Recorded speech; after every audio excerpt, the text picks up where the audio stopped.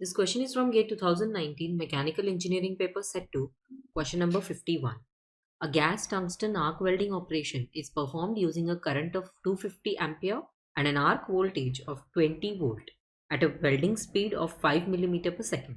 Assuming that the arc efficiency is 70%, the net heat input per unit length of the weld will be dash kilojoule per millimeter. Let's find out.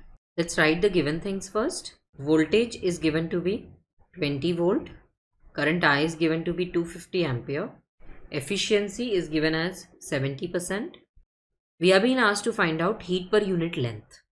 Now, power is written as voltage into current. So, heat is a form of energy and energy is nothing but power into time.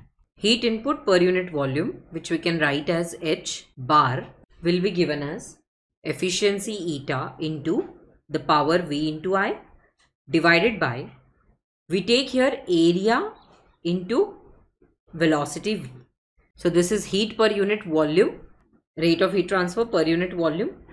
Now we need to write the heat per unit length. So it will be Hs is equal to eta into Vi upon A into V multiplying area to it, will get the value of heat per unit length. So it is eta Vi upon small v. Let's put the given values and find out Hs.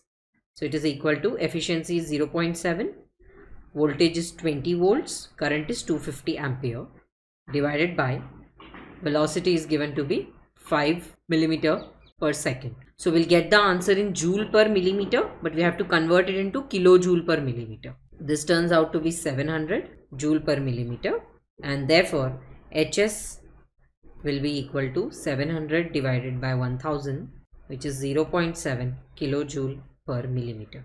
Let's go back and fill in this answer. So the net heat input per unit length of weld is 0.7 kilojoule per millimeter.